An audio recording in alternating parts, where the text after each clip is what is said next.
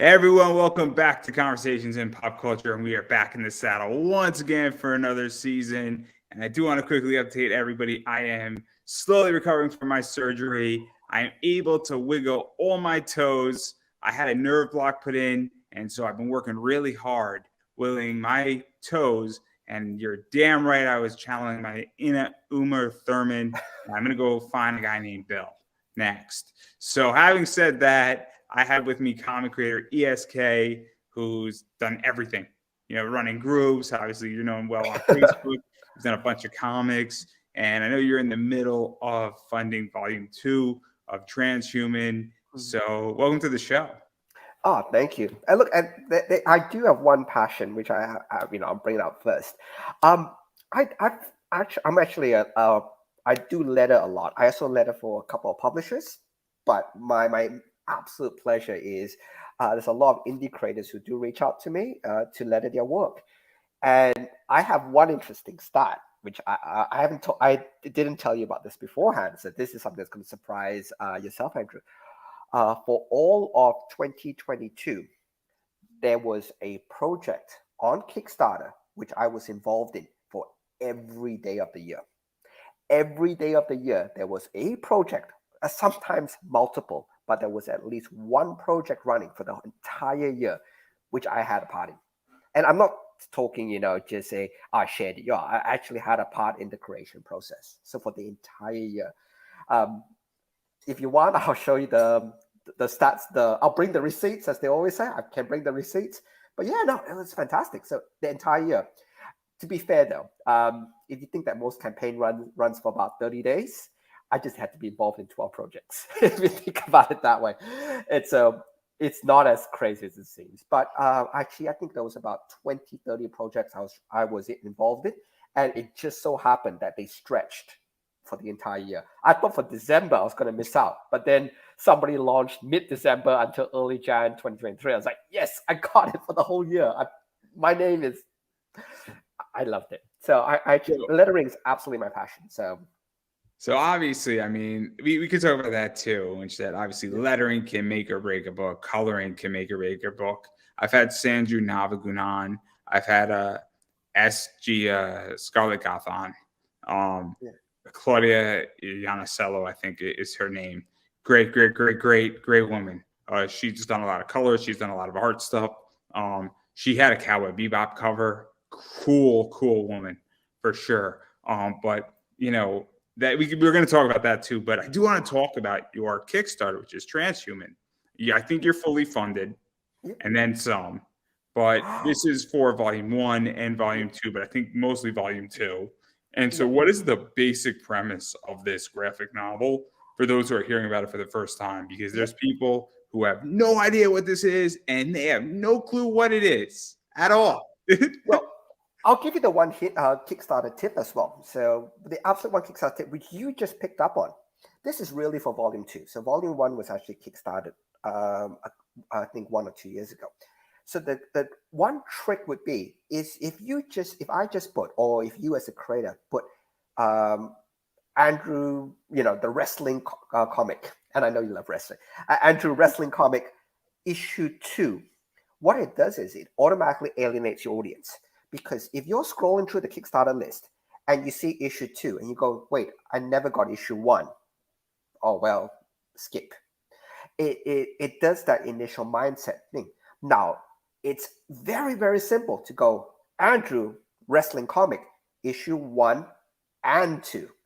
That automatically thinks, if I'm scrolling through, I'm going, well, it's issue 2, but one is there as well. Hey, happy to click and take a look. Now, everything is about the click and the traffic. So I don't care if you have the best Kickstarter world. If I don't click on that link or I don't click on that image, guess what? Doesn't matter. Absolutely doesn't matter. And all it takes is that 1 to 2 that makes, I would say, an absolute world of difference, especially for creators who are trying to build up their audience, build up that platform. You could do 1, 2, and 3 for the next one, 1-4 for the next one, 1-5, whatever it is, it doesn't matter. But you want to make it such that, hey, even when you get into it, let's say you're not selling physical copies of issue one in anything, you sold out. That's cool. You, the fact that you put one in there means you can still say, hey, look, if you haven't read one, I've got digital copies available. I've got a PDF I can sell you. And at least then I can go, you know what? Looks fantastic. I'll give two a go. I'll pick up digital copy of one, or in case of transhuman, there is physical copies of one available. So there is that catch up. Sorry, quick aside. Oh no, no, no. Let's actually talk about this Yeah, because it's sometimes it can be done, and other yeah, times it cannot be done in mm, certain realms. Where I just know that there's certain projects where you can't do that. Where volume two, it's an anthology. It's the second mm, anthology, and mm, it has nothing to do with that. You know, I'm in mm, the process of building something out myself, and volume one and volume two are not going to be. There's going to be extremely limited copies of volume one. yeah, So I mean, I could technically put up volume one when I come mm, around the second time. But there's going to get to a point where everything in volume one is sold out because it's mm, limited, where I'm printing 200 copies of each SKU, and that's mm. it. But There's a business mind for it. And even on the digital side, I'm going to yeah. limit the digitals Oh, um, okay. So for a reason. that's fine. If you want a limited edition, you can't think. But with my digitals, digital being digital, I I'm agree. always as many as you like. I don't tend to limit digital. Um, but on transhuman though, so the term transhuman is basically transhumanism, which is it's a technology term. Like it follows what they call the post-humanism model. And I know it sounds all scary. It's really not. It's basically the idea that humans can evolve through technology. So we're talking cybernetic, cyborg, or whatever. So I'll give an example, and feel free to correct me if yeah, I'm wrong. I equate your books similar to Ghost in the Shell. yes, it does follow a lot of the ideas behind it. Um, I'll throw the first question. This is what I usually do to when I. How many senses do you think you have? What'd you say? I missed it. Sorry. How many senses do you have? Well, I would say five, but some people say I have six. You know, and some people It's are lucky if they get smell. it's actually closer to 30. 22 are established, but the actual number of human senses is actually closer to 30. I'll, I like how you just threw my joke completely I aside. know, I know, I know. I just Um, love it. I love I it. know, I know, I know. Look, for example, I'll give you a couple. You might thinking this guy's talking crazy. Humans have only have five senses, maybe the sixth paranormal sense, but no, no. Think about it. You have a sense of balance. That if you step onto a floor that's uneven, that's not touch. That's definitely not touch. How do you know the floor is uneven? It's your sense of balance. How do you know when you walk into a room and you haven't touched anything? How do you know the room is warm or cold? It's not touch.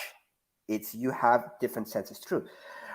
There's also a sense of perception of time. So how do you know the difference between 5 minutes and half an hour? Again, it's a different sense. And they are about one of these, they call it, there's 30 other senses to humans that you have that isn't part of the five. Now, where the story started originally was they were basic. Look, I love science feeds. That's my absolute favorite. I love reading about new inventions. They actually developed the new generation bionic eyes, cybernetic eyes were developed, and there was actually a case where they think, you know what? What if we put in a fourth detector, like a fourth color detector in the eye? What will it look like, and how will your brain perceive it?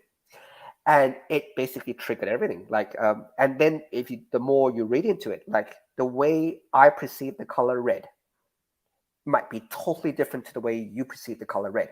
If I took up the brain part where the neural the optic nerve hits my brain and I swapped it with yours, you might be going, oh my god, that's what he thinks red looks like the guy's crazy, because your red might be totally different to my red. It's just how your brain wires that up. So you put in a different color, your brain will go, I have no idea how to wire this up. And so that's how it really came about. So now the cool thing about the book is Yeah, although there is yeah, let's actually get to the book a little bit. In yeah, which sure.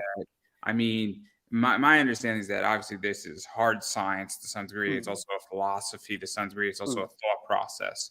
yeah. And then on top of that, we have that, and correct me if I'm wrong. At Oh any no, no, yeah. point, tell me I'm wrong and tell me to Oh, shut up, and I'm more than happy to let you take over. Um, Basically, society has advanced where major technology has allowed people to have augmentations and technology upgrades to their bodies, yeah, which extends them beyond what humans are capable of. correct. And now what's going on is that we have a war between, I guess, purists, for lack of a better word, and Yep, people who like this technology, and yep, also their backers. Because correct. obviously there's money involved, there's power involved, there's the future involved. There's also the threat of becoming extinct, or one group suppressing another group due to Yep, power. A lot of stuff's going on. And then we have a character who basically suffered, an accident and has some of these augmentations yep, and is kind of caught up in this entire, I guess, not war, but situation might be a better way how to describe it. yep, And now she's dealing with everything, including the accident that happened, her powers, her abilities, and yep, also what side she wants to be on in a lot of ways, and yep, also becoming a human again. And that's yep, why your book is fascinating. I mean, I've read the first one, I'm in the middle of the second one. yep, So I don't know what exactly happens in the second one fully, but I also don't want to ruin too much about it. But yep, there's a lot of stuff going on, and there's a lot of cat and mouse going on, and a lot of yep, shadow stuff's going on, and not everything is revealed at first, but yep, it's crystal clear that something, I guess, there's the story on the surface, and then there's the story outside the surface. If yep. that makes any sense. No, and thank you so much for reading the first volume. But the one thing, and again, if for people who do read it, is look, I try to make it that in this story that not one side is. I make it a point that I don't say in this world cybernetics are good or bad. I make it very very clear that I'm not, as the writer, taking a position on that topic. What I'm presenting is I'm presenting, look, there's the group Pure who wants humanity pure. And it really then seems to interact with normal people and how they view what's being told to them. And I always think for any type of discussion in the public sphere, nuanced discussion is absolutely missing. It's absolutely missing. That whatever it tends to be, rightly or wrongly, people tend to go into wedge topics. And if you understand, and I love this to bring it into the book, is that you can see there's certain characters in there who are trying to wedge the topic to go, it's this, it's A, B is wrong, or it's B, A is wrong. What I try to do in the book is I'm going, you know what?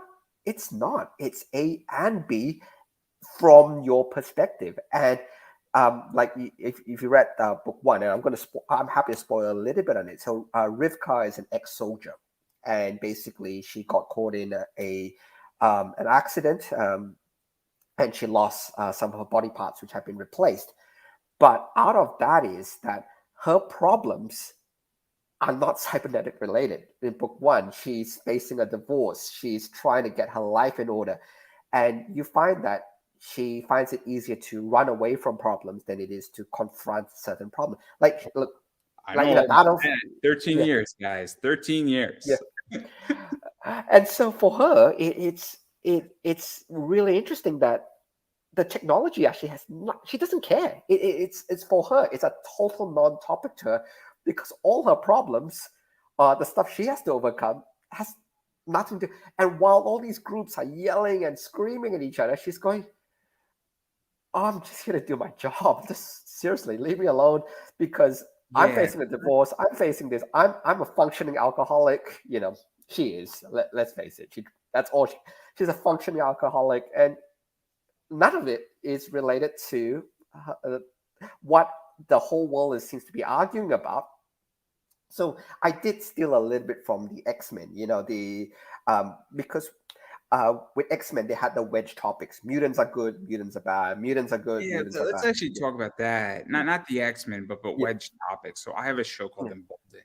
yeah, And the point of Embolden on this, I guess, network that I'm building out is to deal with controversial topics in comics and pop culture, and we don't run away from things. I had, last week we were speaking about ownership and why ownership's important and why you might want to sell something or why you might want to keep it or license it out. And it's maybe not so controversial, but the first episode of this show was talking about AI art. And I got a lot of heat on Facebook when I was looking for guests for it. And people were sort of making fun of me and kind of attacking me. And then I was on somebody else's show and somebody was snapping at me on that show about this topic. And I was saying, wait a second, how can we have a conversation about something that's coming up if you're going to just dismiss it immediately? And I think it's very interesting because whether you agree with me or not, I think I make some valid points about AI art, that it's here to stay. And, whether you think it's stealing or not stealing, we need to talk about what it is and what it is not and how it functions in order to protect yourself if you're an artist. You need to understand the problem to protect yourself. Or if you're like me saying, look, I understand that there's a lot of money at stake and this is going to force evolution in many ways. And me and the person who I had on, we had an amazing hour conversation where it was crystal clear we weren't tiptoeing around the issue. And I think that's something that your book does interesting. And I think at this point, a lot of writers are trying to do it, but I don't know if they're hitting it exactly on the head. I think it's a real problem. It's really hard to write nuance. That I have to. Just since you brought it up, look with AI, and I just quick touch into AI. And look, by the way, I don't have the answers. I know people say they're stealing and whatever, but let's take the AI bot out of the equation for the time being. Let's just say just me. So a lot of images that, let's say, you know who Jim Lee is. Come on, everybody knows who Jim Lee is. Let's say, and a lot of his work is just out there. Look, I'm not gonna, get a JPEG of Jim Lee's work, slap it onto my book, and start selling it. I know I can't do that. 100%. I know I can't do that, and I think that's morally wrong to do it because it's not my work. But there's a million kids out there right now who are looking at some of Jim Lee's work through the internet, through his posters, even through his website or whatever, and they are drawing and emulating Jim Lee's work. You're just going, oh man, I love his work so much. Sketch, and they are basically emulating his style. And I can name, and I don't want to, but you could name a whole bunch of artists who. I'll throw you one better. I'll throw you one better. That's what is one of the most famous covers of all time? The Spider-Man one. That's one. What's another one that's a Spider-Man cover that's world famous? Spider-Man 300. Right. Spider-Man 300. Right, Spider-Man 300. Spider-Man 300 by Todd McFarlane. That cover has been emulated in so many different facets. And I mean, people say, oh, that's not stealing. What do you mean? You stole the entire concept and basically changed out numbers and what's in the circle, but you stole the template. And taking out AI art for a second, I mean, you can't sit here and tell me that if you did a variant cover for, I don't know, I'll throw, Gwen Stacy, that's that exact same thing, that isn't a form of stealing. Because it's not that you were inspired by Todd McFarlane. If your art is Todd McFarlane-esque, but it's a brand new character, he has nothing to do it, and you're like, man, this thing looks like the next Todd McFarlane, that's not stealing his art. You're inspired by his art. But if you took his cover and you legitimately did not come up with a new concept on it, that is technically, I don't want to say stealing, but copying, potentially taking a template. And if AI art does the exact same thing, your problem is that something that is not a human did it. But if a human does it, it's okay. And this is where the conversation gets very complicated. And this is where people start feeling uncomfortable. Yep. And I don't have the answers, but exactly like you said. Yeah. So the big difference is, like, if I'm learning, and look, I do a lot of life drawing, and I do art, but I'm very slow. So one of the reasons I outsource is there's people who are better skilled, better than me out there, 100%. But if you think about it from this respect, that the difference is, and I don't have the answer to this. The difference really is if I started copying Jim Lee, and then not to sell, but just to get his art style or Todd McFarlane's art style. And there's like Greg Capullo basically based a lot of his work on McFarlane's work. And nobody's thing. He loved his work so much, he started modeling a lot of his style against McFarlane's, which is fine. So now if a human does it, like you said, and I spend the next 1 or 2 years practicing, and I suddenly make my own comic with a style similar to Jim Lee's or McFarlane's or whatever, there's no issue with that because I've spent the time 2 years thing. What AI has done is basically gone, you know what? You don't need to spend the 2 years or however long it takes. I will now do it for you in seconds or minutes. I'll cram all that through it, and then it goes and then it churns. So what happens is it takes away the effort, the human effort that involves in it. Now, if you take technology as removing human effort, hey, look, I'm fine with that because, like, to be fair, the blacksmiths of the world had to go. We had, when cars came, all the blacksmiths went away. But my scary part about AI, and this is what I don't like, is AI is only learning. And now if AI starts to become dominant, and this is the down the track thing, is that there will be no new creators. And I want to see new creators come through because I don't want to see artists go the way of the blacksmith. You know what I mean? Where It's interesting. So I have a challenge to yeah, that, where what I think has happened, and this is just my opinion, is that I can go to a comic shop, or I could go and I could pull out, and I'll mention 3 companies, maybe 4: Mount Olympus, Big Dog Inc., Zenoscope, and Merv Mac. yeah, I think all of those companies are rather similar. Bad Girl Art, really, really good artists. And you can take off the covers of also take off the logos, and you could put a bunch of their covers next to each other, and you might not know who did what, but you might say these all look similar. yeah, And I think AI art, I don't think it's actually going to eliminate artists. I don't. I think if yeah, anything, it's going to eliminate some, because I think it's going to set a new standard. And I said this in the entire, thing that I did maybe, 3 months ago. And I think what it's going to do is that it's actually going to make artists get better, and it's going to force an evolution, because I don't think an AI is going to be able to. I think it can potentially beat, but I think it's also what you're feeding it. And I also think that depending on how much there's so much art out there that it is just the 5th person on the field, not the 4th. And that's what I think artists are terrified of, is saying this thing is going to produce faster. But that doesn't mean I'm going to buy the AI art. It might not resonate. If you give an AI art machine, whatever, 100 images from 10 different artists a piece, it's going to turn something out. And then if that artist does something, he might turn something out different too. And you might like what the AI did. You might like what the other artist did, or you might like both. I don't think it's going to put them out of business. I think what it's going to do is it provides another choice. And I think artists are going to have to get creative, because at this stage, if we look at the Todd McFarlane cover, that's been overplayed immensely. And I think that's the problem, is that there's no new ideas coming in. And I think AI art is going to spark that. And that was one of my big arguments, saying, look, there needs to be competition for growth. And look, if it does, and look, we can probably see a couple of years down the track, see the full impact of it. But my sticking point would really be is it's a tool that has basically cut out the years. So the years of a person copying a Jim Lee and learning that style or whatever, the AI bot just does it in minutes, and minutes, or if fast enough, it might be in seconds. Yeah. And that's the terrifying thing for a lot of people, that you remove all that effort and you remove a potential pool of creativity that a lot of the artists will go, you know what? What's my incentive to learn?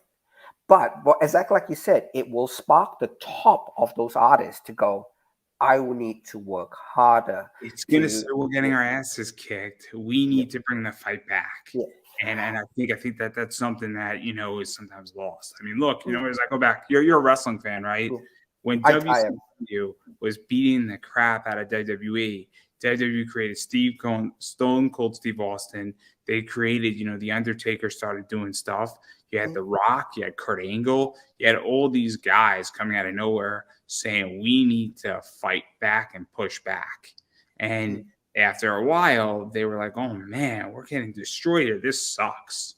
And that's what I think needs to happen. And it's I could be wrong. It cannot play out that way. And I'm the first person to say, but I think it will play out a little bit like that minimally. And that's what I want to see, because I don't want to see this end. I want to see it get better. But I don't know how to do that organically. And I feel like we need something else to come into play. And I think this is like, I've been on a bunch of shows talking about this. And I think that also, when we get back to the nuance thing, somebody has to be willing to listen. Look, and that's where the nuance comes in really importantly, because like I said, it's a new tool. It's scary. It might not be the best tool. And look, I much prefer to see artists keep doing art, keep in business, that's important to me. But I can also say that a lot of it is, if a tool makes something easier and life goes on, is it all good? And I know there's all the nuance about saying images are being stolen to be fed into it. But a lot of those images are what they call, like, for example, if I wanted to learn how to draw like Jim Lee, and again, AI to the side, if I want to learn how to draw like Jim Lee, I will find a million Jim Lee references out there. Like, it will take me the whole of 2 seconds to find all this million Jim Lee references. The difference is it will take me years to learn. It'll take the AI bot minutes. And I think that's where a lot of discrepancy comes, where what's the end result? Like you said, and again, I don't know the end result. Your end result could be it kills the artistic community, everybody. And, we go to a place where everything is just prefab, pre-generated, and it's a horrible, horrible place. Or like you mentioned, Endgame comes and, hey, the cream has risen. AI just deals with the dredges of art, and the top are still being recognized as the best they are. I don't know.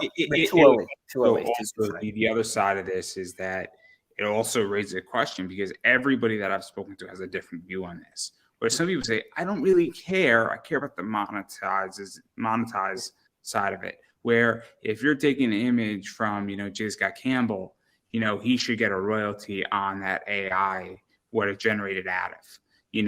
Or Marvel, if they own that, should get a royalty. Yeah. And I've heard that argument saying, I don't have a problem. I have a problem with people not getting paid.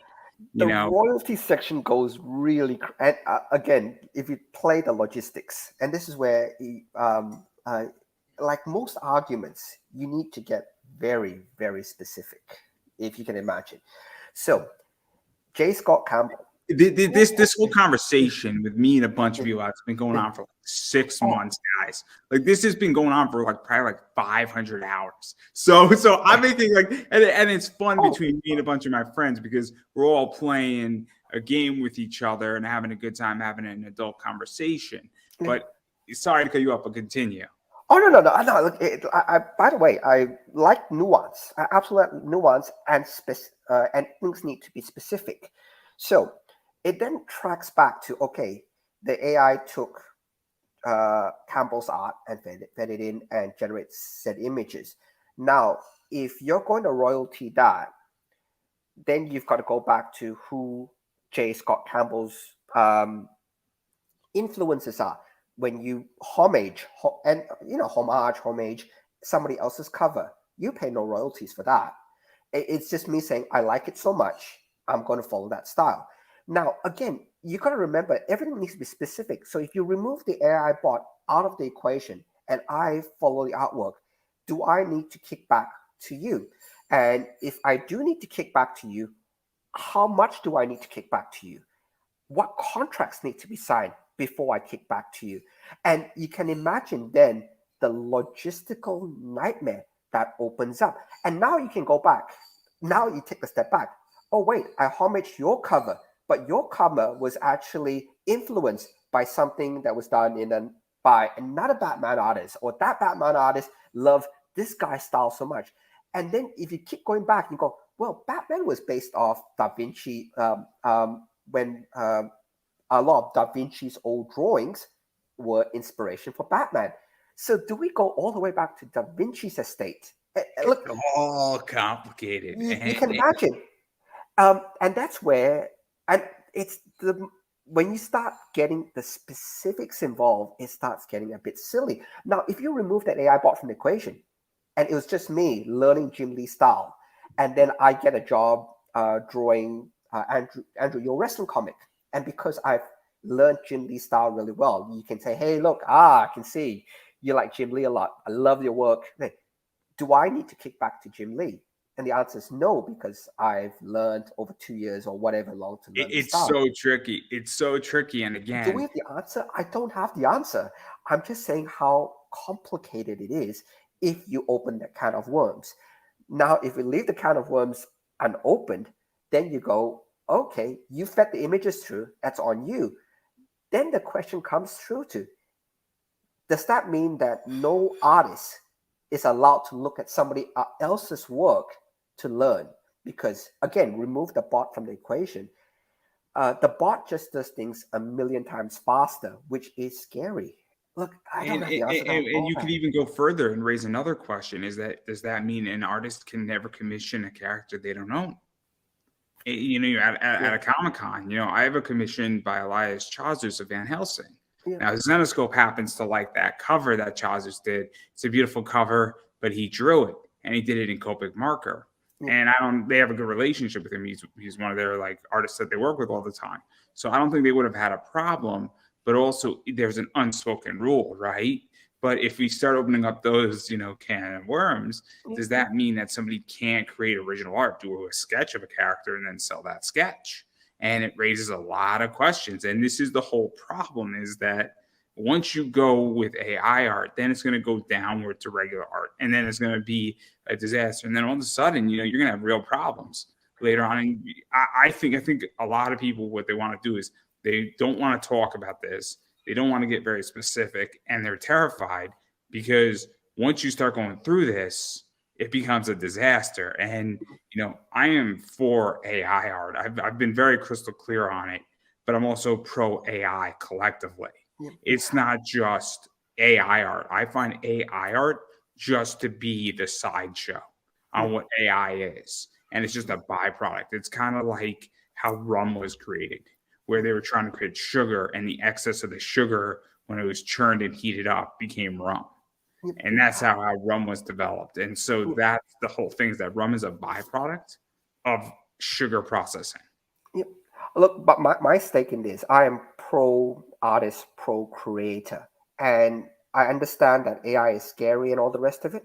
But like I said, I don't have the answer right now. But I want an outcome at the end which favors the artist. Look, and by the way, I'm putting problems up which I don't have the answers to, but I want the final solution to be something that is beneficial to the artist. Like you said, it could end up that AI becomes like the stock photos of the world. You can imagine there's millions of stock photos. AI becomes the stock photos of the world, and artists become the cream of the world. It could end up that way. It could be a shit test. It could be a shit test. Is that, are you better than this AI thing? And it could be, a challenge, and it could be the bar. And it could be that this is the standard now, and AI sets the standard, and are you above it or are you below it? And if you're below it, you got to get better. As long as it's a final outcome that is beneficial to the creator, to the artist out there, that's the outcome I want to see. And how do we get there? Oh, seriously, bugger if I know. I don't have a solution. And the reason why I bring this up is that because your entire book deals with cybernetics, it deals with all this stuff, it deals with a character dealing with a lot of complicated things, and this is the perfect book to talk about this issue in certain ways, and to even go further into your book. I mean, obviously, she is dealing with stuff. She's acting as a bodyguard to somebody who I think is very pro augmentation. But I submitted that the thing is, although he's pro augmentation, he's doing it for the grants. He's a professor. He needs it to maintain what he does. So in terms of where he truly, and this is a hint for the next book, where does he truly lie? Does he truly believe in it, or does he want the next bit of grants, because I think in book 2, when you see it, is he's starting to get some grants for probably some sources he shouldn't get grants from. And then it starts to delve into, you know what, are you really doing this? Well, why are you really doing this? Because I know you need to fund your lab, but it opens up those moral conundrums, why? And then there is a dollar discussion there for him. He says he freely admits, I need the grant money or my lab shuts down. It's interesting, which that I mean, I was speaking with somebody. I was speaking with Arvid Nelson, I think is his name, and I love Arvid. He's great. He did Rex Mundi and a few other things. And we were talking about writing, and sometimes writing, you will write something that is not good, but will sell, and it's a piece of crap. But guess what? You gotta pay your rent next month. You gotta make sure that you can eat.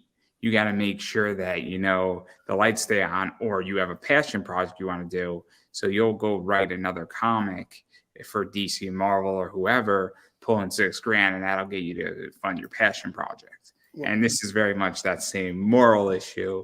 And obviously he's being targeted. And it's very interesting where we're going with this entire thing, because now you have to say, why am I doing this? Or did he just get so caught up that he cannot get out, and there's no getting out because he's now become a pawn in somebody else's game? Obviously, Rivika is also a pawn, and now she's got questions. He's got questions. Everybody's got, something going on, and now everybody's dirty, for lack of a better word. And I really hope that people who read it take it at that level. And I know we went into a nuanced discussion, but that's what I really enjoy writing, nuances where it could have been really easy to take one position. And I think that's actually where could have been really easy in terms of the writing of this to go one position's right, one position's wrong. It could have been cybernetics is the best thing and everybody else is crazy. That's interesting. I'm going to challenge you on that a little bit. Here's why I'm going to challenge you on that. Yeah. And I'm gonna use something that's a hot button issue. Yeah, sure. I actually think it's very dangerous if somebody did a pro, a pro or anti-abortion comic and made the argument that instead of making it gray, they went black and white. And I think to some degree, when you pick a side and you write it, and that you have opposition to that side, but you say, look, this is the right side and this is the right side of history, I think that's actually very, very dangerous. And I think that might be very polarizing. And it's dangerous, yes and no. It becomes what they call very exclusionary. I think it's let me revise my statement. Yeah, sure. Making it so that it's not polarizing. So I'll give an example. If you can figure out a way how to make a character, we'll use abortion as an example, saying that they were 100% pro-life, right? And that, but they're likable and they're saving kittens. But then there's a situation where they're morals, but you're like them and they don't polarize. And there's been books like that have done it really well. And that, 90% great, 10% polarization versus 90% polarization, 10% great.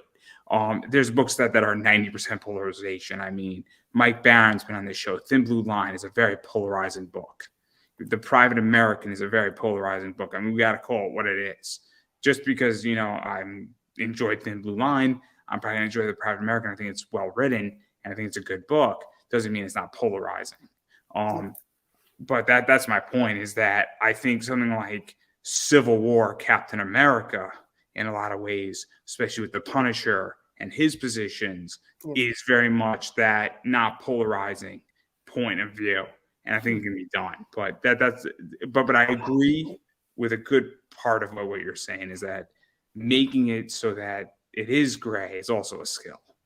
Yeah, look, and that's what I actually do enjoy about it. Look, it's still an action comic, so it's still a lot of fun. There is a couple of really fun sequences. And the thing is, look, if you want my take, my personal take is technology. And I love the aspect of technology to make people's lives better. And in terms of what transhumanism goes, it's a really, really fun topic if you ever truly read into the literature behind it in terms of what they're trying to achieve. Like, you've heard so many stories. I think there was one really story that melted my heart a lot, was when Robert Downey Jr. presented a kid who was missing an arm. I know this. I know this one. You This know, is this one, great. with a bionic arm, which was like the Iron Man arm. And I was going, oh, wow. No. He didn't present it. He didn't present it. Tony Stark presented it. Oh, of course.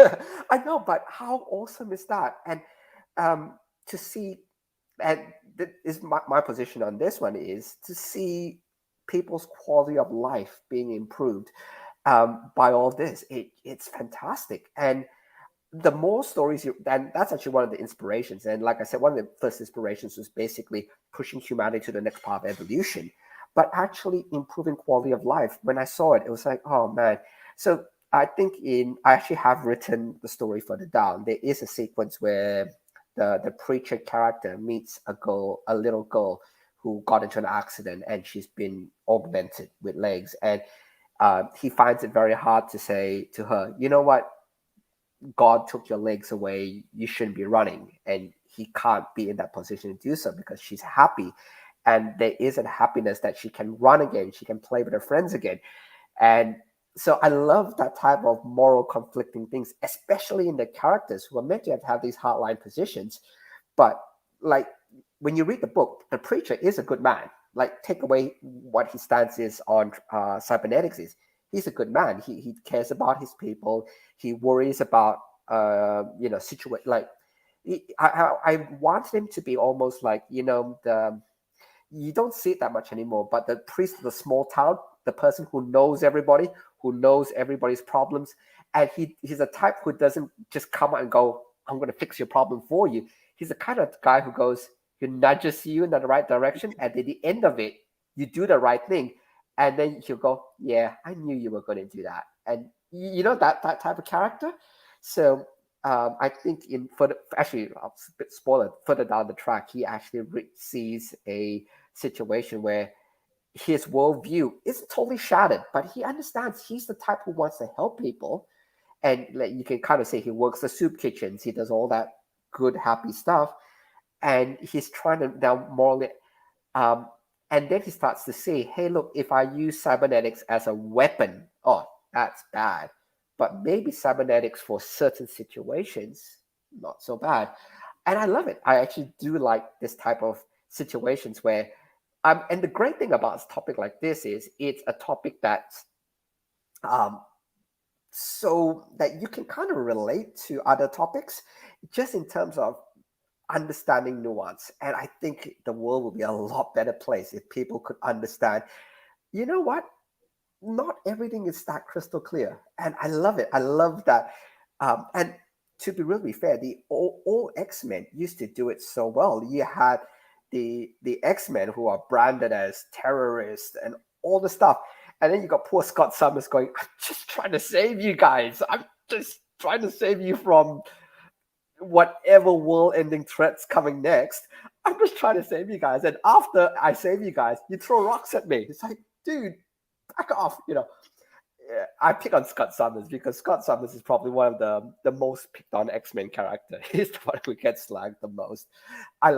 He's actually one of my favorite X-Men, mainly because again, a quick aside, he has to take that leadership role a lot, and the buck kind of stops with him all the time. So poor Scott Summers is the one who, and even Xavier, if you read the early X-Men, Xavier really roast Scott so much. If you read the earlier Stan Lee writing, it's like Xavier. I think that's one time Xavier was going, you know what, you don't deserve Jean Grey. You're whatever. And it's like, dude, how could you say that? This is your top student, and you're just slagging him off all the time.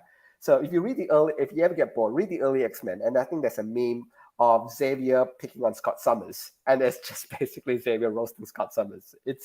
I don't know if you heard that one. I don't know the X-Men as well as I should. Yeah. I am a big Rogue fan. I think she's great, and I have something coming out that I can't talk about regarding her for my eBay store, but I can't talk about it right now but it'll be out in June, guys. It'll be out in June, and it's going to be hot. and I mean hot, hot, hot, hot, hot. And it's gonna be fun, guys. So, but I can't talk about it. But I like her. I like X-Men 171 when she joins the team. I'm actually looking to rebuy that book back, but that's not the point. So, but yeah. I need to go back and read the X-Men, especially the early stuff. But Oh, definitely. the other Um, thing I want to dive into with this too is that throughout this entire process, Rivika is figuring out what makes her human again, yeah. as well, despite having this cyber stuff and the augmentations. And I think it's really interesting, that entire thing too, because she's being exposed to a lot of different viewpoints. There's a cover that may or may not grant something and suggest something, and relationships and things of that nature, because in many ways she feels that she has been dehumanized. And it's fascinating because that's the other side of this story too, beyond the proxy war that's ensuing and the shadow stuff and the different viewpoints. It's also saying, hey, what makes us human? Because being born, and it's going to sound weird and it's very meta to some degree, but just because I'm born human doesn't mean I'm human. And it raises questions on what can be human, what can't be human, what does human emotion mean, what does it mean, is her being, because she's been very robotic, due to everything that she's dealt with. And now we're starting to see, towards the end of volume 1 and even in volume 2, okay, she's got some emotions back now. And is it being human? Does that mean anger? Does it mean love? Does it mean that you just like your coffee, in mild temperature? Like, what does it mean? And that's what also is being explored heavily in these Oh, graphic oh, novels. you picked it. So if that's why I call Volume One Rivka's story. So it's if you take everything else away, it's basically her story. And again, there's other characters and other plot lines moving through, but again, at its pure core, it's just about somebody trying to find her humanity again. And I'm really glad you picked that up because um, it was fun to write. It was really, really fun to write. And volume two explores that a lot more. And you basically find out a lot about her. And for her, it's a lot that she has to figure out herself. And let's face it, as far as we go, we haven't figured half our stuffs out. Like, I haven't figured out half my life at this point, to be really, really fair. And I would challenge most people to say, look, I'll give you a high school example. Like there was when most people graduated from high school and think, what I want to finish up next. I went to high school. I think there were like 300 kids in my year. So there's about 300 people graduating about the same time. And you ask them, what do you want to do? I want to become a carpenter. Someone to do a trade. Someone to do university and all the rest of it. But whenever you talk to most of these things, you can kind of hear a little bit of society being parroted back to them. And look, to be fair, when they asked me, I had an answer of what I wanted to do. But if you ask me if you really knew me back then, I'm not an acquaintance, but if you were one of my closer friends, I would really go, I have no idea. I have no idea what I want to do. And then you start talking, this option is probably the safest option. This option is the best career path. This option has this option, you will graduate from university in 2 years. The trade will take a year and a half, but I can earn money on the second year. You start actually just weigh out pros and cons. There was only, out of the 300 people I knew in my year, there was only one person that I personally knew very well who knew what he wanted. This beyond shadow of a doubt. This isn't just balancing pros and cons and picking the least worst option, if you will. He wanted to become an architect. Everybody was really interested, but he was the only one out of 300 who, that's what I want to be. That's I want to draw buildings. I want to design this, and he was passionate about it. And to be fair, most people don't have that, and so half Rivka's thing is she doesn't know what she wants. Nobody knows what she wants. They really want. You might find that 1 in 300 person who goes, "This is what I want to do." And I have a friend who knew he wanted to be a civil engineer, and he's a civil engineer.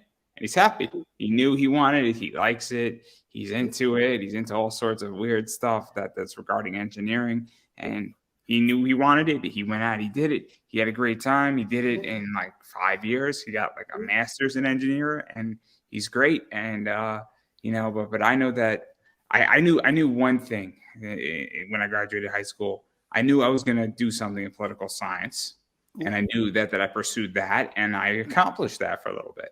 And I knew that, but then obviously I made a career change, and there you go. And I'm pretty happy in my career change. I work in compliance, which is definitely my background governmental wise, but I don't work for the government. But if you told me that, oh man, I would have done where I'm at right now, I would have told you that you're crazy. But I also knew that I wanted to be financially free when I was 18. And I'm slowly working towards that. And I'm going to probably get at a minimal level of that, probably the next 5 years, where That's my fantastic. investments and my businesses are probably going to match my salary that I have at my job in the next 3 to 4 years, which is awesome. I knew that, but I didn't know how I was going to do it. But that's more of a philosophy. Yep. But I knew that was going to be achieved at some point before I was 40. And that's fantastic. I'm 30. So, yeah. That's absolutely fantastic. But the challenge, you knew that one guy who's a civil engineer. How many of your friends, beside that civil engineer, which you go, had their passion figured out? Even yourself, you've got and look, to be fair, most people want to live carefree lives, and you have your, a steady income stream. That's absolutely fine. Everybody needs to live. But I think you'll be hard pressed to find many people, who actually know. I know another person. I know another person who makes a living as a writer, and she was in my class, and she was passionate about writing, and she makes a good living as a writer, and she publishes stuff all the time, and I know her. But I was in a class of like 278 people. Those are the only two I can think of. So exactly, it's like 1 in 300. It's so minuscule. The others, I mean, they have passions, but they're not doing well with their passions are. No, I know a lot of people, and talking about the money side of it. There's a lot of people I've talked to who says exactly like you said. I want to retire, or I want to be financially independent by X year, and that's an absolutely fantastic goal to have. But the difference between that's a philosophy. Like some of them will go, "What's the best way to do it? I'll go into real estate. I'll do this. I'll go into tech. I'll go into whatever." It's different than somebody saying, "I want to teach people how to become financially free," and then go and then like do it at like the age of 23. They build classes, or they build seminars, or they work for Morgan Stanley in like retiree income, whatever, and that's their passion. And then they knew when they were 18 saying, "I love money and I want to teach you how to be financially liberated." That's different. That's correct. I want to teach that too, but that's not what I was when I was 18. Exactly. And back to transhuman, though, it's just really a case of, guess what? You know what? That's why I tend to, the superhero genre is very interesting to me, because if you know the stats that all this comes through, I always think if you got superpowers, and I love this discussion. If you never were wanting to be the super uber crime fighter, Batman, save the world type person, and you got superpowers, it doesn't automatically precipitate that that's the passion you want. And that's why they always have, in most comics, they have to throw the trauma in. And that's why I kind of like Spider-Man, the origin. And again, I know the origin has changed multiple times, but they kept the base origin the same. That when he got his powers, it wasn't a case of, I'm going to start saving the world. It was only the trauma of losing Uncle Ben. Spoiler alert, it's been since the 1960s. So if you don't know this, I haven't spoiled it for you. My favorite moment was in Action Comics, and it was a reflection of when Superman was a kid, and the Kents were raising him. And the bank pulled and recalled their neighbor's tractor because he didn't make like a payment on it. So Superman went against the morals of Jonathan Kent, took the tractor, put it on the bank's roof. And the point I'm trying to bring is that you could tell that that's the real Superman right there. You Oh, could tell definitely. that Jonathan Kent was not very happy with his adopted son, but he wasn't angry. And you could tell that it was just epic, because it's the idea that maybe Superman didn't want these powers and he has to hold back all the time. He doesn't want to hold back, but he got a chance to do something righteous with it, and it's fallen in that vein. And he knew he wasn't going to get caught for doing that, but he can't throw the ball and be on the football team. Yeah, look, that was actually a really good animation movie where basically he was I can't remember the name of it, but what happened to I'll dig it up. But the premise basically is there's a whole bunch of other UK superheroes who are basically they just goad him, they just keep pushing him, pushing Superman until you find out his entire life he's just been holding back. Every punch he's ever thrown has been held back. It was an animated movie. It was based off a series of comics. There's a scene. There's a scene. I don't know if you've read Superior Spider-Man.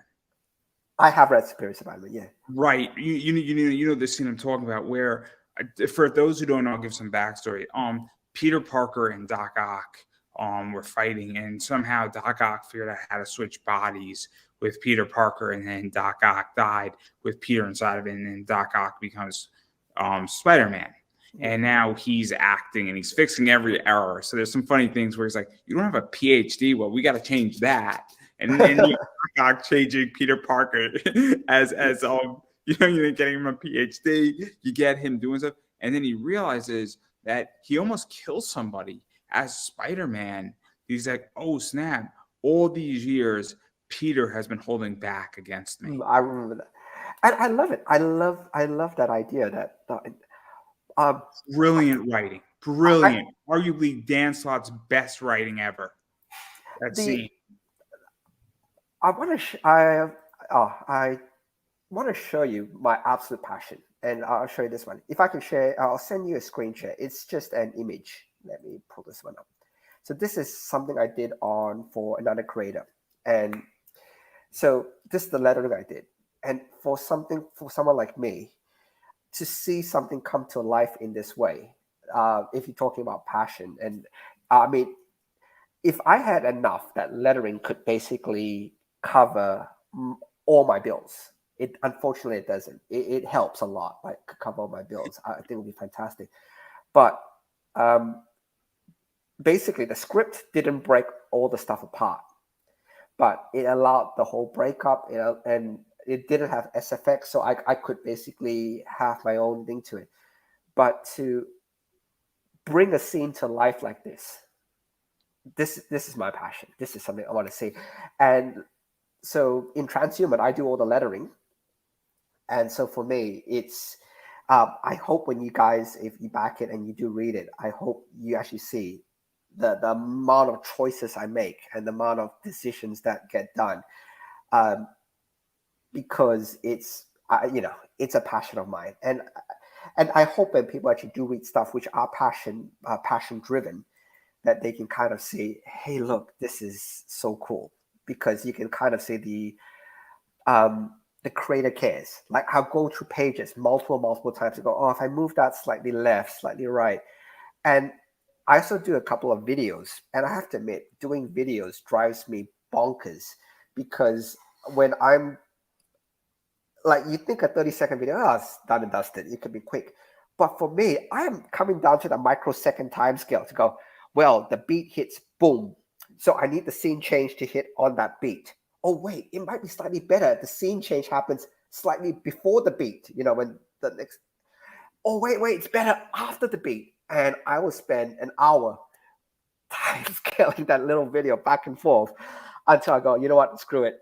It's I've made my decision. It sits here. But for me, but you can tell when people are passionate for stuff. So that's what I love. Oh yeah, no. I mean, I love it, and obviously it's very very very cool, and I agree, and I'm not a video editor, and I edit, content for micro content, but I'm not that intense. But I do want to show and talk about rewards. I Yeah. do want to talk about rewards because you got a bunch of them and they're really cool. So yeah, I'm happy to look. The reward structure is actually pretty simple. So I'd like to keep things simple. Number one, you have the digital section, which is digital comics. The other thing I do for the digital section a lot is, especially when we're back in digital, there is a lot of digital comics that I included, and you're talking more than 300 pages to read of additional digital images, comics, different people. I try to keep it a little bit eclectic. Like I do try to kind of match it the with transhuman, but on the whole, there's sorcery in there. There's one about ancient Egypt in there. It's I just basically try to give people a good range, um, and it gives the value on the digital comic side, so that you don't just get um, transhuman to read, you get all this other stuff to read. There's the usual print copies, which we do. There's also, then it comes through print. There's cards, there's all bits and pieces. There's variant covers as well. So the rewards, I think, in terms of the actual physical rewards, I believe there are 6 or 7 items you can pick from. My backers have been absolutely fantastic, and all the original art tiers have now been spoken for, unfortunately. So if that's of interest to you, I am sorry they're all gone, but there are some original sketches if you want sketch work that's still available. Let's actually show some of this stuff because Yeah, these are sure. some of the covers. So there's this one right here, Yep. which is more of a chibi feel to it. Yep. This one's pretty cool right here too. Yep. And then there's this, Yep. which So may or may that's not suggest something yep. going on. Yep. It's look. It's, Oh, by the way, I do want to touch on that topic actually. So that's actually an interesting topic to touch on, especially for writers, especially from a writer point of view. It's if you decide on this topic, gore, ultra violence, or nudity, as soon as you do one of those things, you change your audience. And 100% it was a decision to be made to change the audience or affect how the audience reacts if you take one of those 3 things. It's basically moving a movie from PG to MA or to R. It's a conscious decision that you have to make. The decision I have to make, and again, I'll throw it to all creators to think about this. You will exclude your audience, a certain portion of your audience. without a doubt. I mean, I don't know how much you know about my show, Yeah. and I don't know how much you know about my business on Yeah. eBay. I sell a lot of Zenescope books. Yeah. I don't really sell their Z-rated or their nudity covers for a reason. That doesn't mean that I'm anti that. That doesn't mean I'm not getting into that segment. You pick your audience, and that's something that's totally understandable. But in terms of the writing for this, and I'm giving you guys from a writer's perspective, it has to fit the context of the story. That for me is my number one question. Can I tell the story in a particular way without a particular scene? Now, imagine Deadpool at PG violence, not the same movie. Like you couldn't do it. Like it's really in context of the story, and if like that's why Ryan Reynolds basically, I think they initially offered him a Deadpool PG movie, and he basically said, guys, go screw yourselves. There's no way this movie could be what it is, the way we envision it. If you put these handcuffs on me, if you say you got to make it PG-13, you got to do this, the movie would not be a Deadpool movie. It just wouldn't. So in that context, it was actually I'll be honest with you, it's a decision I had to make to say story first. And when you guys do read it, I hope you can kind of understand why that decision was made to move the story in that direction. It's all in context of the story. So again, there is even go further into that. I mean, this is one of the things too, is that, and I'll bring up Zenescope, and I think it's really important, is that they have a lot of Z-rated covers, a lot of promiscuous covers, but they sell. And that's a business model too. And that's a conscious decision. Their stories don't reflect their covers sometimes.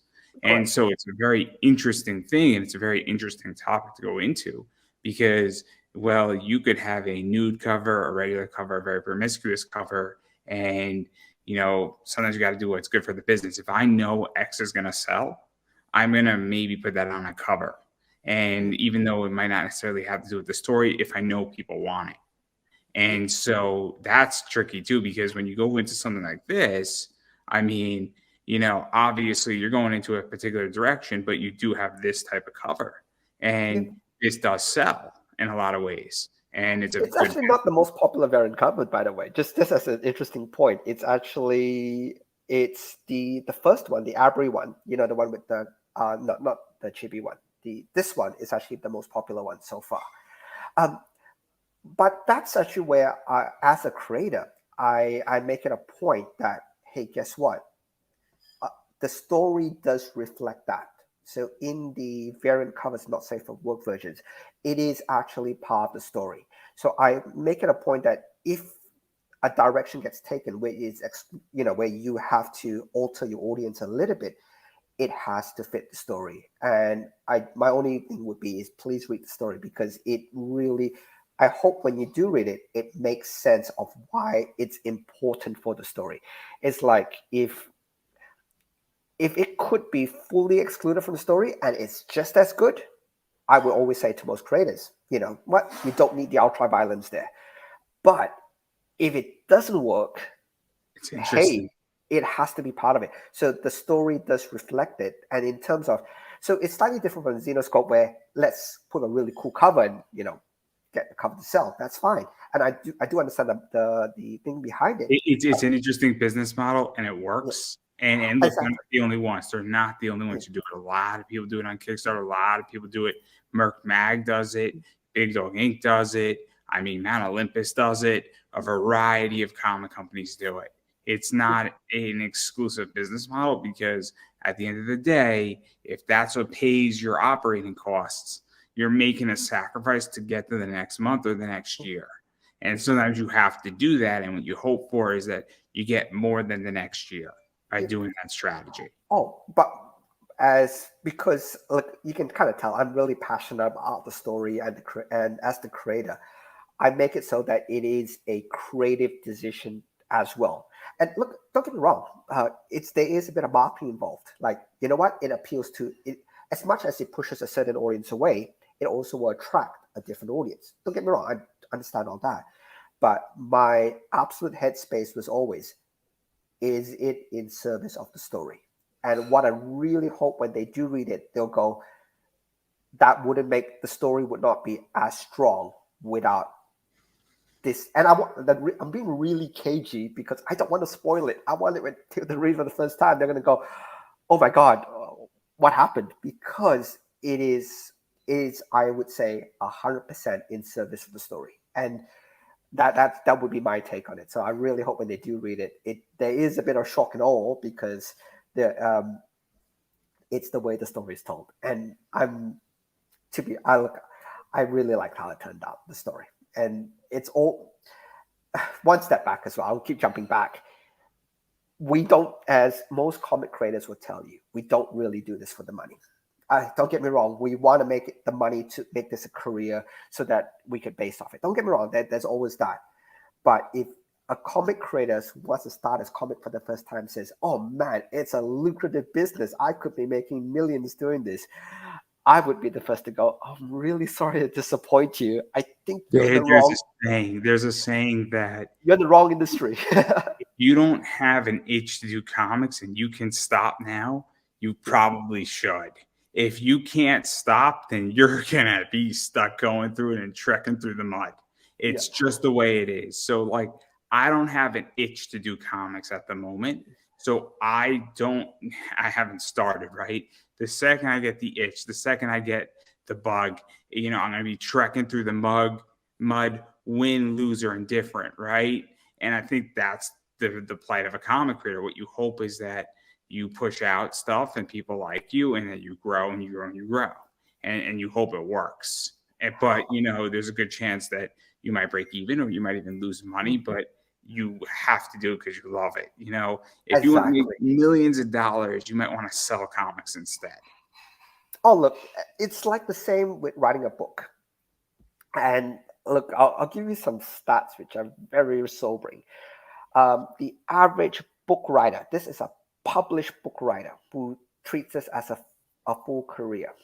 I'm giving you Australian stats. I don't have US stats. The average book Australian writer gets paid under minimum wage in Australia to be an author. So if I go to my local census and says, what's your job? I'm a plumber, blah, blah, blah.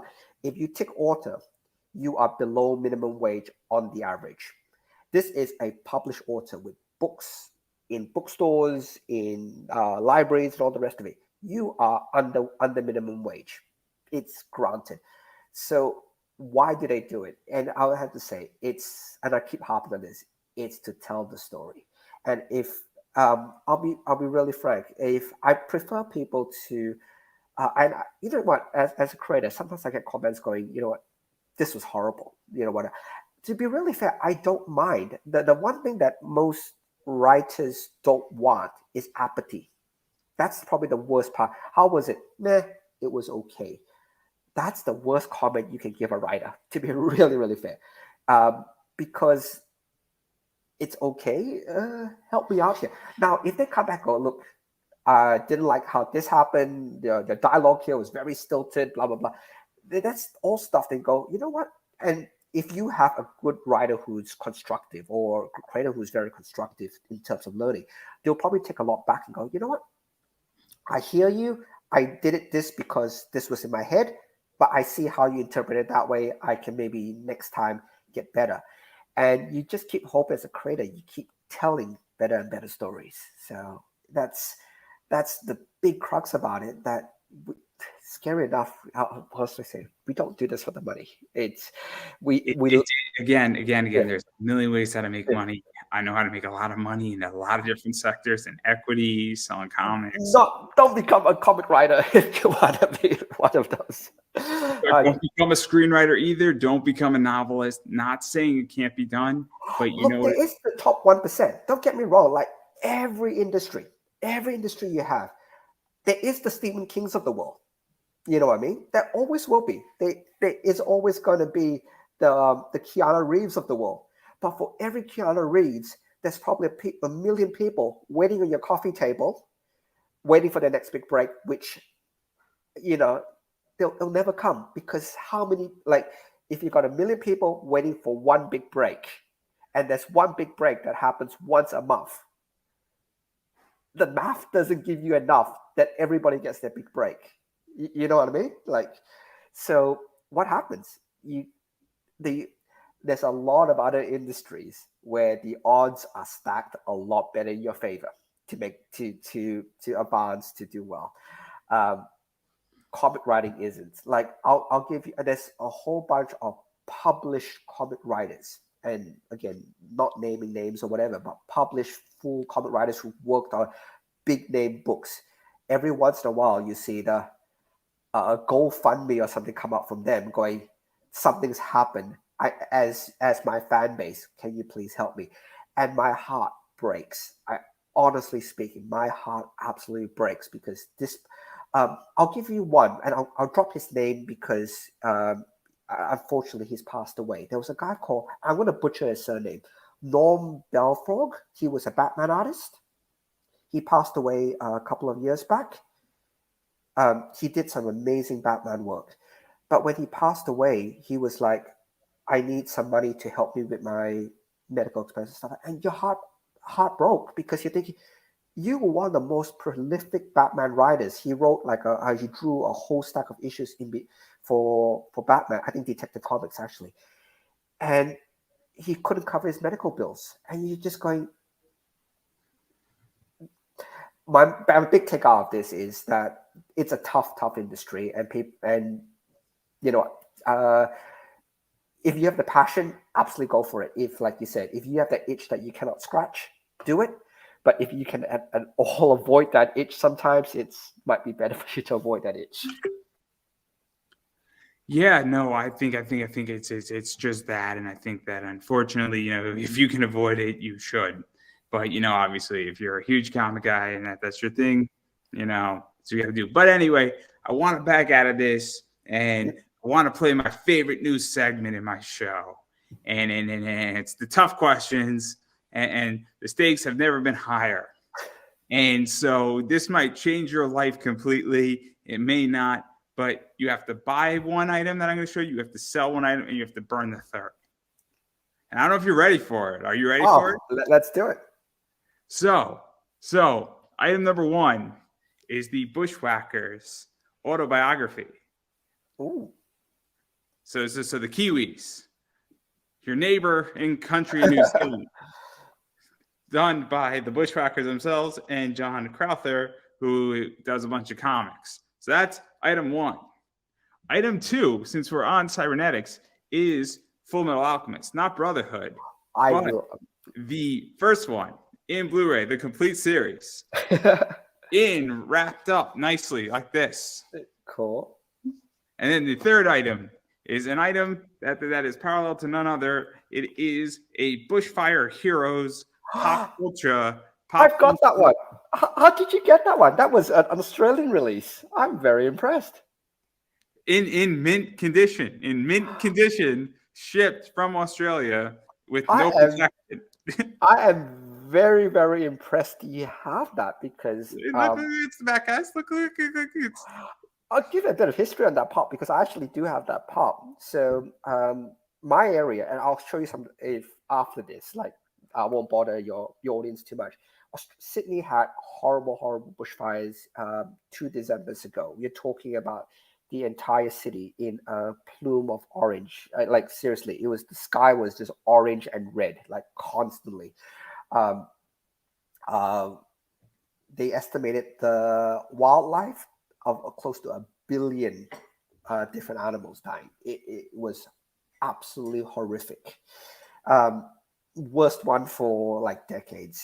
So that pop came out in basically almost like a charity event out of it to say, hey, look, this is how we're going to get the money back. And it helped to a lot of people who were affected by it, to help them out. I actually bought 2, if you want to know, I have 2. I'm just really impressed you have one because it was an Australian only release and it was a charity release. So 2 things. Number one, thank you so much for getting one and basically saying to us down under, you support us. So I have my eternal thanks for that. Thank you for supporting us. And thank you for getting probably one of the hardest pops to get outside of Australia. So thank you so much. Like it was seriously messed up. It came across my desk while I was just cruising on Facebook in a Pop Funko group. And I was like, cool. And I think it was $18. I think it was like $10 shipping to the US. And I just did it. I didn't have a lot of money at the time. I said, okay, cool. I think I'll just do it. And then, I didn't hear anything back. I'm like, if I don't get it, no worries. If I get it, great. Took them about 6 months to ship, which is fine. I wasn't concerned either way. And a little nervous, though, because I haven't ordered anything international ever before. I ordered something from the UK once, but nothing from Australia. I was like, it might arrive damaged, but that's all right. It's not that big of a deal.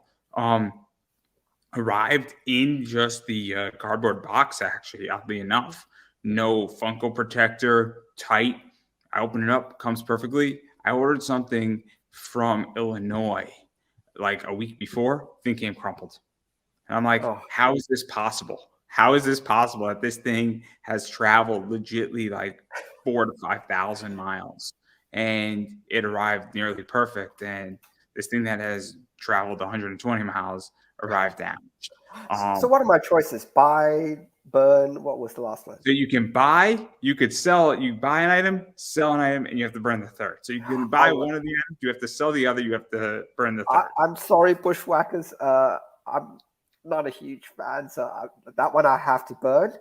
The one I have to sell would be the Full Metal Alchemist because I don't want to see that go. I actually did enjoy the series, but the one I have to buy would be that pop because number one, like I said, it's something that actually affected my city, and so like I said, seriously, anybody overseas or whatever who has bought this one, thank you so much because it has helped Australia a lot, and it Australia, I don't know if you know, it's not that. It's a fantastic place to live, but there are a lot of extremes in terms. We have the eight most venomous spiders in the world, the eight most venomous snakes, um, but as well as a lot of the middle of Australia is all bushland. Like we just decide, you know what, not interested. We want to live on the coast. Nobody wants to live in because it gets crazy hot in there. You're talking like 50 degrees, and there's a rainforest where we haven't explored everything yet. We just got, you know what, let the crocodiles live there. We're happy for them to live there happily because there's a lot of Australia which is just empty. So it's a lot of bushland as well. So, but every once in a while, what is it? Bushfires are actually natural to Australia. So a lot of the plants actually do need a bushfire every so often to release their seeds to the whole cycle to come through. It's just that it's a very horrific time. It happens, they say, these catastrophic bushfires, they say every 10, 15 years. It's just expected. I think California has that type of cycle as well, that there is that bushfire cycle. Again, There's a saying, and I'm known for saying this, that bushfires, forest fires are necessary. I am there. There's no secret about my philosophy, my thought process. I believe that fires are sometimes necessary to wipe out debris, both in forests, and it's healthy sometimes for a forest to go through a burn cycle, and then also in business too. And so I think that both the metaphor applies both physically and metaphorically, where obviously sometimes a tree needs to burn down so the smaller tree beneath it can get sunlight and grow into a new tree and be big and strong. But there's a difference also when it gets out of control. Like there's been some bad things in California, and I was at a con in DC. I used to live in DC, and what I was saying is, I said, "Where are people from?" He was kind of from California. I said, and I said to everybody in the room, I said, "In a few weeks, there's going to be ash that hits DC." Because that's what happens with those fires in California. They do hit New York. They do hit DC. It takes a while, but it's crazy. But yeah, California's been a weird one, and they've had horrible, deadly fires for years now. I know. So like we hear the news here as well. So, but it's like Australia. It is a known cycle, and I'm assuming that there's a lot smarter forestry people than me and you who actually understand the cycle a lot more. Like you know what I mean? But in Australia, there are certain plants which will not drop its seed until after the fire. It's because it's part of it's just part of the thing that goes after the fire. That's when it dies, is when the seeds get released for new plants to grow. So there's it kind of is what it is. And again, there are much smarter scientists out there who probably know the cycle a lot better than I do. I just like the Pop Funko guys. That's all I really wanted. I just like. Oh no! But I'm really happy because it's. That's why I said when I saw that one, I had to go, "Oh man, you have to know the history behind." There's very few Pop Funkos who actually have a full history that I'm aware of. Most of them are, "Oh, that's cool," or "That's nice," but that one, it actually has a full history and story behind it of why it was, what it affected. Most of them is like, "Here's a new Supergirl Funko." It's like, yeah, I like it. It's cool. I'll buy it. But there's no story behind it. This one does have a story behind it. And yeah, it was look, like I said, when I bought to support as well. So that's why I said that's the one I had to buy, because I actually physically did buy that one. Well, we've been speaking for a while. Obviously, we went through a bunch of rewards. You got 5 days left, obviously in this campaign. And I know you're in Australia, so I don't know how you're handling shipping per se, because that's always a concern, and that could be expensive. I've got a distributor. So what happens would be is they the shipping actually the cost has come down almost to my cost level. So to be fair, if I ship into US, I lose a little bit of money for every package I ship to the US. It's something I'm fully happy to accept, because I know that I don't want shipping to be off-putting for people. So please note, I do lose a little bit of money for shipping. But I do have certain mechanisms in place, and happy to discuss this one off there, where the pricing of the shipping. We don't have to get into it too much. The point. No, but the reason why I asked, you know why I asked, because I'll give an example of what I mean. So I backed a book from Canada, Sister Mercy by Corey Hardiman, and I love Corey, but the book and the shipping were the same price, and that's a rough pill to swallow. I want to support his book, but if the shipping is $30 and your book was $40, it's like it's $70, and I don't mind spending the $70, but I'm like, I really wish that, you know, I got more for my 40, or I would rather give you $70 and maybe we could have worked something out. Or maybe if you were doing issues 5 and 6, I could have held off on my issue 5 order and we could have combined it with 6's order, so I only had to pay it once. Because when you're shipping internationally, it sucks for whoever's receiving it, if that makes any sense. Oh, 100%. 100%.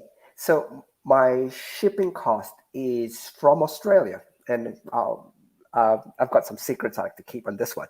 But my shipping cost to Australia is almost the same shipping price as what you pay, because I can't. I know there's media mail, but excluding media mail, like if you exclude media mail, most packages in the US cost about $9 to ship within US, give or take. Again, state to state varies. Well, what are you shipping in the US? Like, oh no, because you got to put it in a box and stuff. So it's about.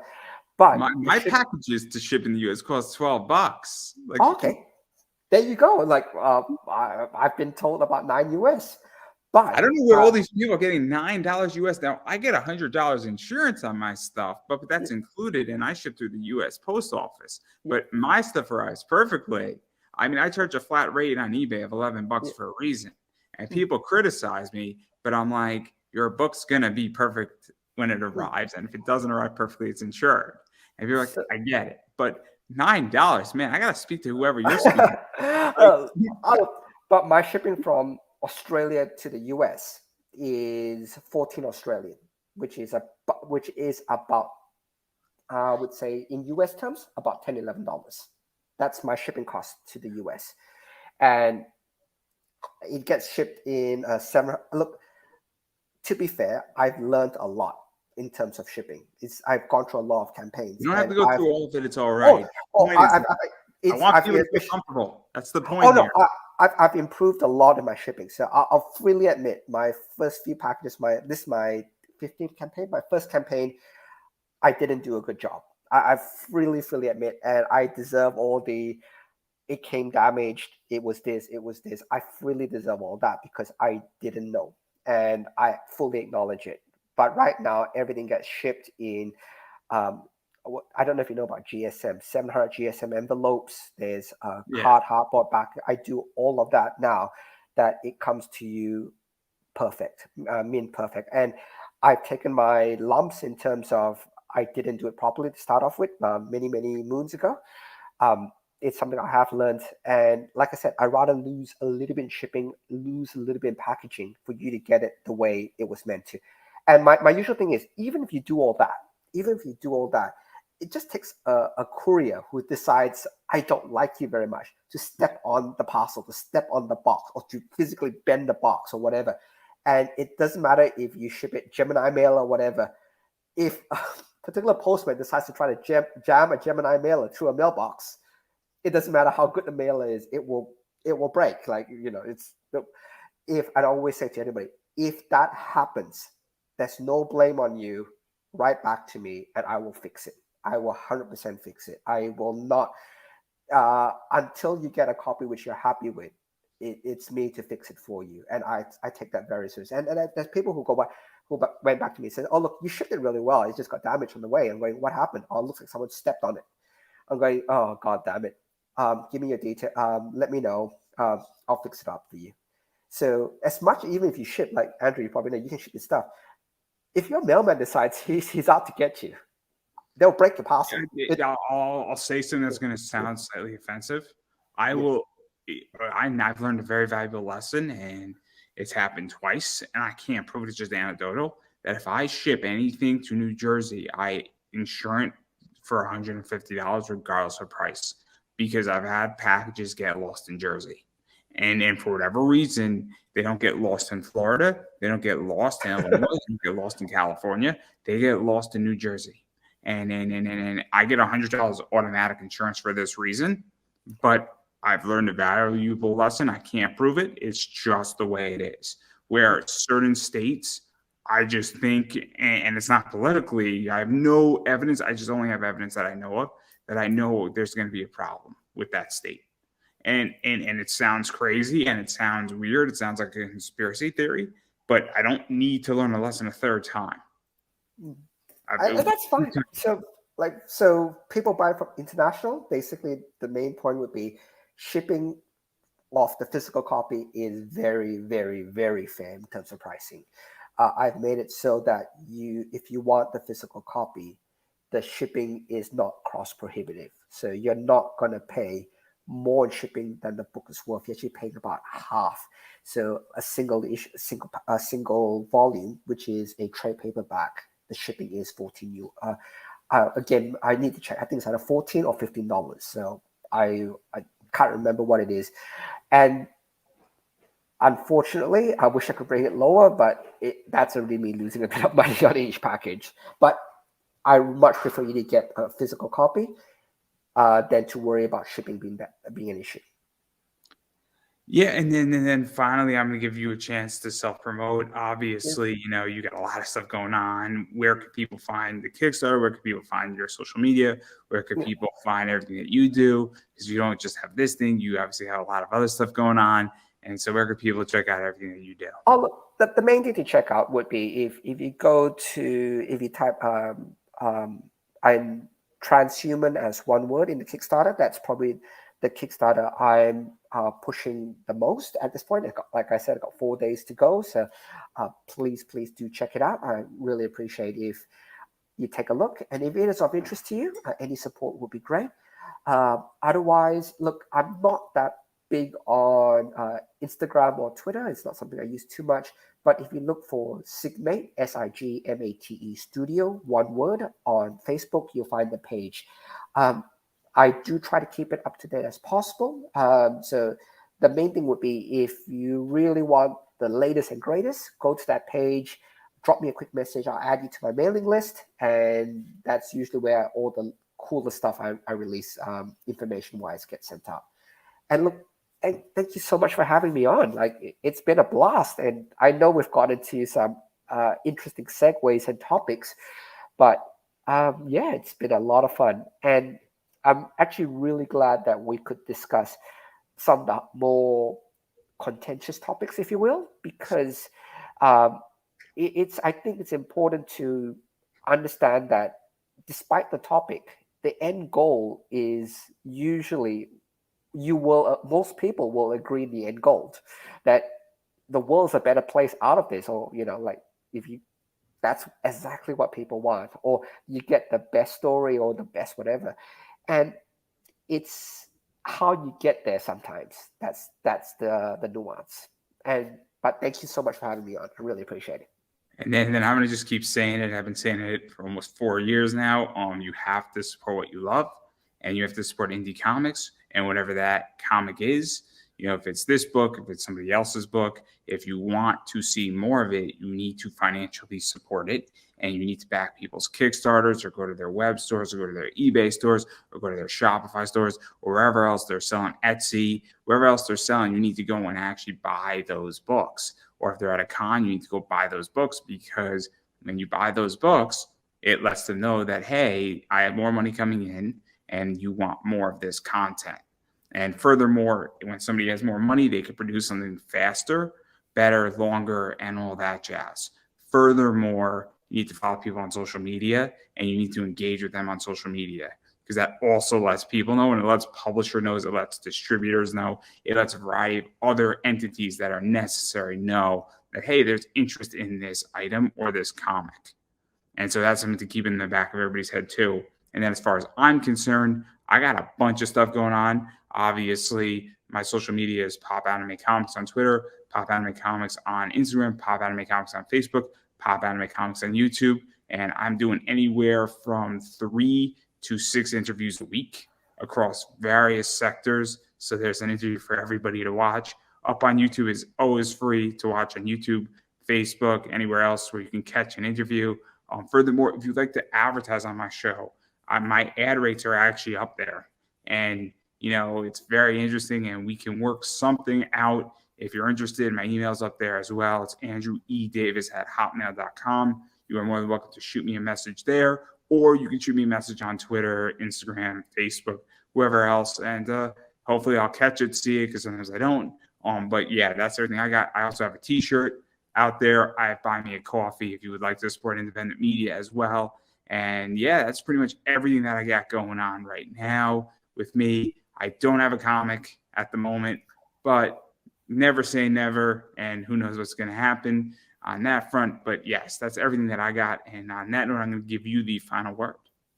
Oh, look, and thank you so much for having me on. And all the best with yourself, Andrew. And I hope you get better really, really soon. And I know and if you guys don't know, Andrew has been absolutely fantastic in scheduling me. Again, in Australia, it is a little bit difficult, but look, really, really appreciate it. And look forward to talking to you more often. Yeah, me as well. And I don't think I could have said that any better myself. And that is a wrap, everybody.